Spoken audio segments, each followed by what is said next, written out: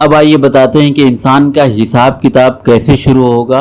और इतने इंसान अब तक दुनिया में पैदा हुए और मरे और सबको एक साथ जिंदा किया जाएगा और एक साथ एक जगह एक मैदान में सब खड़े होंगे। और किस इंसान का नंबर कब आएगा, हमारा नंबर कब आएगा, हमारा हिसाब देने का नंबर कब आएगा, ये कितने साल के बाद आएगा कोई ठीक नहीं, क्योंकि हिसाब किताब करने में लगभग 5 करोड़ साल लगेंगे। तो हमारा नंबर कब आएगा, 1000 साल बाद या 50,000 साल बाद या 10 लाख साल बाद या 1 करोड़ साल बाद। जब तक आपका नंबर नहीं आता है आप तब तक खड़े रहेंगे और 1 बाय 1 हिसाब लिया जाएगा। एक इंसान का हिसाब शुरू होगा, तमाम इंसान जितने भी इंसान है सब खड़े रहेंगे और सब उसके हिसाब किताब को देखेंगे कि उसका हिसाब किताब कैसे शुरू हो रहा है और क्या क्या हो रहा है। ऐसा नहीं कि 10 इंसान का 10 काउंटर बन गया, 10 इंसान का एक ही साथ हिसाब किया जाएगा, बल्कि काउंटर सिर्फ एक बनेगा, 1 बाय 1 हिसाब लिया जाएगा। तमाम इंसान खड़े रहेंगे,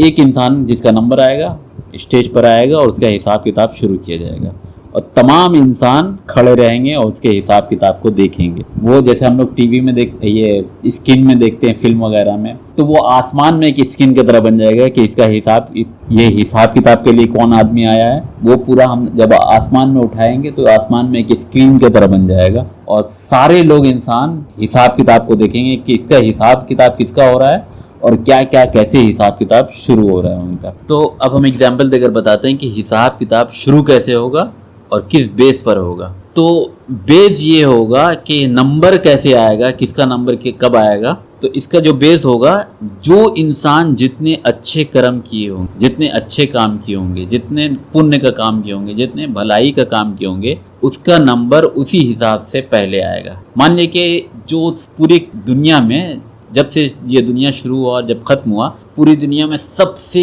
ज़्यादा पुण्य करने वाला इंसान, सबसे ज़्यादा नेक इंसान जो होगा, चाहे वो कभी भी पैदा हुआ हो, तो उसके हिसाब सबसे पहले शुरू किया जाएगा। फिर दूसरा जो सबसे ज़्यादा पुण्य काम करने वाला, अच्छा काम करने वाला, फिर दोबारा उसका होगा, इसी तरह। और जो जितना बुराई और पाप का काम किया होगा उसका नंबर उतना ही ज़्यादा बाद में। तो ये असेंडिंग ऑर्डर होगा, पुण्य का पहले पुण्य का होगा, उसके बाद पाप करने वालों का होगा। तो आपका नंबर कब आएगा, तो आप अपना तैयारी पहले कर सकते हैं कि क्या क्या होने वाला है। अक्सर इंसान को तो ये मालूम है ही नहीं कि वो उसके साथ होने वाला क्या है, और जिस दिन इस बात पर यकीन कर लेगा कि ऐसा कुछ होने वाला है, तो उसके जो ज़िंदगी गुजारने का जो ढंग है और रंग है वो सारा चेंज हो जाएगा। अगर यकीन करें तब, यकीन नहीं कीजिएगा तो आप जिस तरह चाहे ज़िंदगी गुजार सकते, कोई रोक टोक करने वाला नहीं। लेकिन जिस दिन वो मुसीबत पड़ेगा तो आपको पछताने के अलावा कुछ नहीं मिलेगा। तो अब बताते हैं कि जब हिसाब किताब शुरू कैसे होगा। एक बताया जाता है ईश्वर का हक और दूसरा बताया जाता है इंसानों का हक। तो ईश्वर का हक क्या है और इंसानों का हक क्या है इंसान के ऊपर। जैसे कि हम एक इंसान हैं तो हमारे ऊपर में ईश्वर का क्या हक है, और जितने भी इंसान हमारे आस पड़ोस में रहते हैं, हमारे रिश्तेदार रहते हैं, उनका क्या हक है। सबके हक को हमको देना है। तो ईश्वर का जो हक है, ईश्वर या अल्लाह या गॉड ने अपने अवतार या अपने पैगंबर या अपने मैसेंजर ऑफ गॉड को जब धरती पर भेजा है, तो ईश्वर का हक ये है कि जो लोग उनकी बातों को सुने, उनकी बातों को माने और उनकी बातों को यकीन करे और उनके तरीके पर, उनके बताए हुए तरीके के मुताबिक अपनी ज़िंदगी गुजारे। यानी ईश्वर खुद तो बताने के लिए नहीं आएगा कि हम आपको कैसे करना चाहिए, किस तरीके से करना चाहिए। तो ईश्वर इसीलिए इंसानों में से एक इंसान को चुनता है और उसको सारा तरीका बताकर आपकी तरफ भेजता है, ताकि वो इंसानों को, जितने भी उसके आसपास जितने भी इंसान हैं, उसको ईश्वर ने जो कहा है, जिस तरीके से कहा है, उस तरीके से वो करने के लिए बताते हैं। तो ईश्वर का हक ये है कि ईश्वर ने जिस तरह हमें ज़िंदगी गुजारने के लिए कहा है उस तरीके से गुजारे, और जिस चीज़ से हमको मना किया है वो काम हम ना करें। तो ये ईश्वर का हक है। तो ईश्वर अपना हिसाब अलग लेगा, उसके बाद इंसानों का जो हिसाब है, इंसानों से बदला दिलाया जाएगा। तो इंसानों का हमारे ऊपर में क्या हक है, इंसानों का बदला कैसे दिलाया जाएगा, क्योंकि हर इंसान उस मैदान में शुरू से लेकर जो आखिर तक पैदा हुआ था, सब एक जगह मौजूद होंगे, कोई भी बचकर या भागकर जाने वाला वहां से नहीं है। तो इंसानों का बदला इंसानों से कैसे दिलाया जाएगा, और असल मकसद क़यामत का जो असल मकसद या दोबारा ज़िंदा करने का असल मकसद यही है कि इंसानों का बदला इंसानों से दिलाया जाए। वरना मरने के बाद भी हिसाब किताब शुरू किया जा सकता है, मरने के बाद भी जहन्नम या जन्नत दिया जा सकता है, स्वर्ग या नरक दिया जा सकता है इंसान को, तो मरने के बाद क्यों नहीं दिया जाता?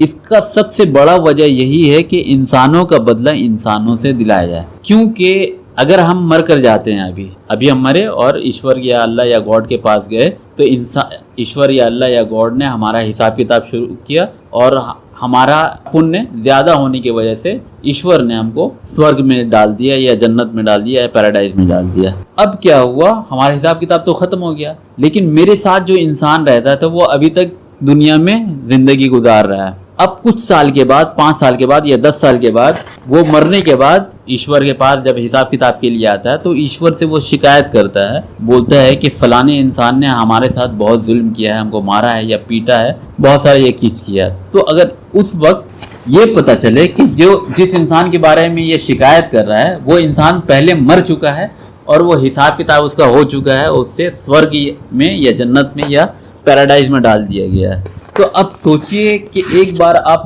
ऐश व आराम की ज़िंदगी में चले गए, स्वर्ग में चले गए, तो क्या फिर आपको वहाँ से फिर दोबारा निकाला जाएगा उस ऐश व आराम की ज़िंदगी से? और फिर अगर आपने इसको पर जुल्म किया होगा या इसे मारा पीटा होगा या कुछ भी इसको नुकसान पहुँचाया होगा, तो क्या आपको फिर स्वर्ग से निकाला जाएगा और उसका बदला दिलाया जाएगा जो मरने के बाद या 10 साल के बाद, आपके मरने के 10 साल के बाद जो दोबारा जो दूसरा इंसान आया है वो हम अगर अपना बदला लेना चाहेगा, आपने उसको मारा था तो वो भी आपको मारेगा। तो इस तरह का बदला, इंसानों का बदला इंसान से दिलाया जाएगा। तो मरने के बाद से अगर ये हिसाब किताब शुरू कर दिया जाए तो इंसानों का बदला इंसानों से नहीं हो पाएगा, क्योंकि एक इंसान 10 साल पहले मर गया, एक इंसान अभी 50 साल का बाद आएगा, तो वो कहेगा कि फलाने इंसान ने मेरे साथ जुल्म किया, हम उससे बदला लें। तो वो अगर इंसान स्वर्ग में चला गया या जन्नत या पैराडाइज में चला गया, एक बार वो ऐश व आराम का ज़िंदगी में चला गया, फिर उसको निकाला जाता है, फिर उसको मार खिलवाया जाता है, उससे बदला दिलवाया जाता है, फिर उसको स्वर्ग में डाल दिया जाता है। फिर कुछ साल के बाद, 2 साल या 4 साल के बाद फिर कोई दूसरा इंसान आता है, वो भी शिकायत करके फलाने इंसान ने मेरे साथ ये जुल्म किया, फिर उसको स्वर्ग से निकाला जाएगा, फिर पैराडाइज या जन्नत से निकाला जाएगा, फिर उसको मार खिलवाया जाएगा। तो इस तरह करने से किसी भी इंसान को अच्छा नहीं लगेगा कि एक बार वो स्वर्ग आराम की ज़िंदगी में गुजर के चला गया, फिर उसको वहाँ से निकलवाया जाता है, फिर मार खिलवाया जाता है या बदला दिलवाया जाता है या पिटवाया जाता है। तो क़यामत का जो है असल मकसद, यानी दोबारा हर इंसान को एक साथ जिंदा करने का असल मकसद ये है कि इंसान को इंसान से बदला दिलाया जाए, और इसका असल मकसद यही है क्योंकि हर इंसान को एक साथ एक वक्त में दोबारा जिंदा किया जाएगा और उस मैदान में शुरू से लेकर आखिर इंसान तक सब मौजूद होगा। तो जब इंसान का बदला, जब हिसाब किताब शुरू होगा तो उस वक्त सब इंसान, अगला इंसान और पिछला इंसान, जितने भी इंसान मरकर इस दुनिया से गुजरे, सब वहाँ पर मौजूद होंगे। तो उस वक्त में इंसान का बदला इंसान से आराम से दिलाया जा सकता है, किसी तरह का किसी को कोई तकलीफ या झंझट का सामना ना करना पड़ेगा, बल्कि पूरा हिसाब किताब क्लियर होने के बाद ही आप स्वर्ग में जाइए। उसके बाद से आपको कोई टेंशन नहीं। स्वर्ग में जाने के बाद वो टेंशन फ्री जोन है। स्वर्ग या पैराडाइज या जन्नत जिसे कहते हैं वो टेंशन फ्री जोन है। आपको खाने पीने या किसी भी चीज़ को करने के लिए आपको टेंशन का ज़रूरत नहीं है, वो टेंशन फ्री जोन है। अब किसी भी तरह का टेंशन वहाँ पर नहीं है। तो इंसान का बदला इंसान से इस तरह दिलाया जाएगा कि एक इंसान आएगा तो सारा चीज़ उसका रिकॉर्ड रहेगा। एक इंसान से मान लीजिए कि मेरा ट्रांजैक्शन, जब तक हम दुनिया में जिंदा रहे 1000 इंसानों से हमारा ट्रांजैक्शन हुआ। कोई इंसान से हम पैसा पाते हैं या किसी इंसान ने मेरा मार लिया पैसा, या किसी इंसान ने मेरे साथ जुल्म किया है, और बहुत सारे ऐसे इंसान हैं जिसके साथ हमने जुल्म किया है या हमने किसी का पैसा मार लिया है। तो तमाम इंसान उस मैदान में मौजूद होंगे। तो सबसे पहले ये दिलाया जाएगा कि आपने किस किस इंसान पर जुल्म किया है, किस इंसान का पैसा मारा है। तो तमाम इंसान को वहाँ पे बुलाया जाएगा। अगर किसी को आपने बेवजह एक तबड़ाक मारा होगा दुनिया के अंदर, तो वहाँ पर वो इंसान से आपको मार खिलवाया जाएगा। या अगर पहले आपका हिसाब किताब क्लियर हो जाएगा कि आप किससे कितना क्या चीज़ पाते हैं। किसी इंसान से अगर पैसा पाते हैं तो वो आपको उस इंसानों से कन्वर्ट करके, क्योंकि वहाँ पर कोई भी चीज़ तो होगा नहीं। जैसे अगर किसी ने आपका पैसा, रुपया पैसा मार लिया या सोना चांदी चोरी कर लिया, तो उस स्टेज पे तो सोना चांदी और रुपया पैसा और अनाज, ये खाना पीना तो होगा नहीं। तो उस जगह पर आप बदला कैसे दिलाया जाएगा? आपके अकाउंट में उसका जो नेकी या पुण्य होगा वो आपके अकाउंट में ट्रांसफर कर दिया जाएगा। अगर मान लिया कि उसके अकाउंट में कोई भी नेकी या कोई भी पुण्य का काम नहीं है, तो आपका जो पाप है उसको काटकर, जो आप पर जुल्म किया होगा या जो आपका पैसा लिया होगा, आपका पाप काटकर उसके अकाउंट में डाल दिया जाएगा। तो इस तरीके से पाप और पुण्य का ट्रांसफर किया जाएगा। जब आपका हिसाब किताब क्लियर हो जाएगा, आप जिससे पैसा पाते थे या आप जिस पर आपके ऊपर में जो जुल्म किया है, वो तमाम इंसान को बुलाया जाएगा और सबका बदला आपसे क्लियर करा दिया जाएगा।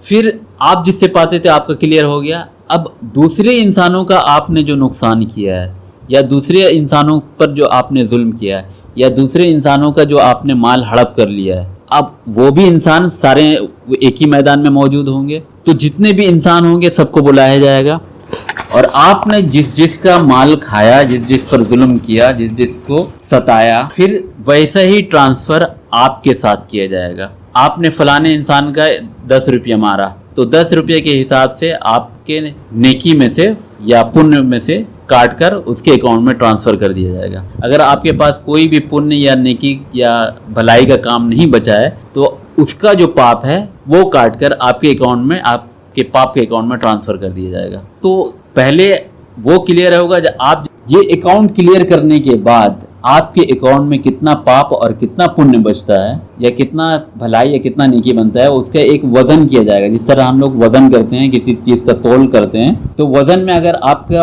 भलाई या पुण्य ज़्यादा भारी हो जाता है या ज़्यादा बुराई से ज़्यादा होता है, तो आपको स्वर्ग या जन्नत या पैराडाइज में डाला जाएगा। अगर आपका पाप अगर ज़्यादा हो गया, तो उस पाप के बराबर, जितना पुण्य से ज़्यादा पाप हुआ होगा, उसके बराबर में आपको नर्क या जहन्नम या दोजख में उतना साल, कितने साल उसके बराबर गुजारना पड़ेगा, ये बात अलग है। उसके बाद ईश्वर जब चाहेगा या अल्लाह या गॉड जब चाहेगा, आपको पाप को काटने के बाद या आपके सज़ा गुजारने के बाद आपको फिर स्वर्ग में डाल सकता है।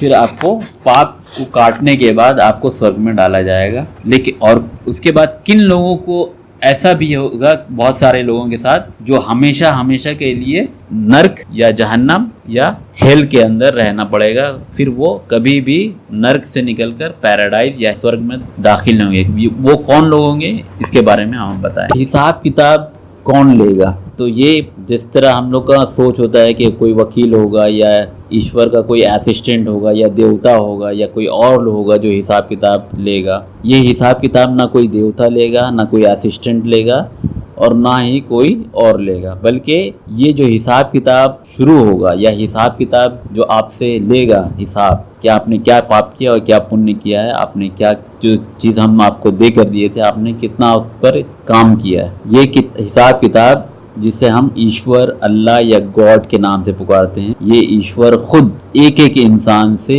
अलग अलग 1 by 1 हिसाब लेगा। उस दिन इंसान को समझ में आएगा कि ईश्वर क्या है, अल्लाह क्या है और गॉड क्या है। क्योंकि आज तो हम ईश्वर, अल्लाह या गॉड को देख नहीं ना सकते, और जो चीज़ दिखाई पड़ता है उसके पीछे भागते हैं और उसी को सारा चीज़ समझते हैं, और ईश्वर को बिल्कुल ही भूल कर सारा चीज़ उसी को समझने लगते हैं, और वही सारा मुसीबत का दूर करने वाला, सारा परेशानी को दूर करने वाला, सारा चीज़ का देने वाला, हम उसी को समझ लेते हैं और ईश्वर या अल्लाह या गॉड हमारे दिमाग से भी निकल जाता है। तो उस दिन याद आएगा कि ईश्वर या अल्लाह या गॉड क्या है और कौन है, जिस दिन वो मुसीबत पड़ेगा। इस वक्त तो समझ में नहीं आता, याद भी नहीं आता कि ईश्वर या अल्लाह गॉड कौन है, कहाँ है, क्या है। बस अपनी दुनिया की ज़िंदगी में ऐश व आराम और मौज मस्ती में गुजार देते और ज़र्रा बराबर ये ख्याल नहीं कर पाते हैं कि हमारा कोई पैदा करने वाला है या हम किसी के ज़रिए पैदा किए गए हैं जो हमसे हिसाब ले। तो वो हिसाब कौन लेगा? कौन सा ईश्वर, कौन सा भगवान हिसाब लेने वाला है? कभी सोचा है?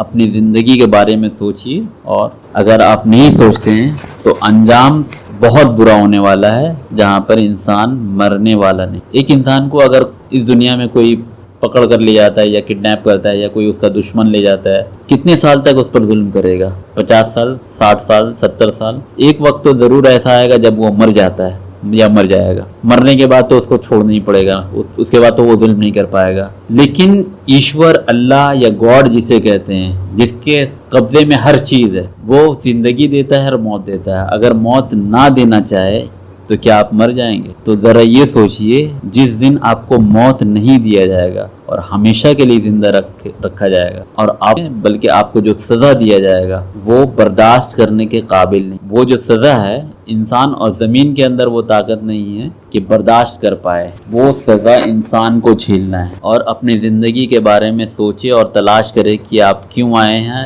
और आप जो काम कर रहे हैं वो सही है या गलत है। अब हम आपको बताते हैं कि कौन लोग हैं जो हमेशा हमेशा के लिए जहन्नम, नर्क या हेल में रहने वाले हैं। तो ये वो लोग होंगे जब जब ईश्वर के अवतार या पैगंबर या मैसेंजर ऑफ गॉड आए, उस वक्त जो लोग, जिन लोगों ने ईश्वर के अवतार या पैगंबर या मैसेंजर ऑफ गॉड पर जुल्म किया और उनके साथ रहने वालों पर जुल्म किया और ईश्वर की बातों को नहीं माना, बल्कि अपने जो बाप दादा, उनके बाप दादा जिन चीज़ों को पूछते आए थे, उन्हीं चीज़ों पर वो जमे रहे और ईश्वर या अल्लाह या गॉड की बातों को सुनने तक के लिए तैयार नहीं हुए, बल्कि वो ईश्वर के अवतार या अल्लाह के पैगंबर या मैसेंजर ऑफ गॉड के दुश्मन बन गए और हर तरह से उन पर जुल्म करना शुरू किया। और मरे भी ये उसी हालत में मरे जिस हालत में इन्होंने ईश्वर के अवतार या पैगंबर या मैसेंजर ऑफ गॉड को सताया था और जुल्म किया था, और इन लोगों की मौत भी उसी हालत में होगी। तो ईश्वर ऐसे लोगों को हरगिज माफ़ करने वाला नहीं। ये हमेशा हमेशा के लिए जहन्नम में रहेंगे और इनको बचने के लिए कोई रास्ता नहीं है। दोस्तों, अगर आपको ये वीडियो हमारा पसंद आया हो तो आप इस शेयर के बटन को दबाकर व्हाट्सएप ग्रुप्स या अपने व्हाट्सएप दोस्तों को शेयर कर सकते हैं, या इस शेयर के बटन को दबाकर आप फेसबुक में इसे पोस्ट कर सकते हैं और तमाम लोगों से आप शेयर कर सकते हैं।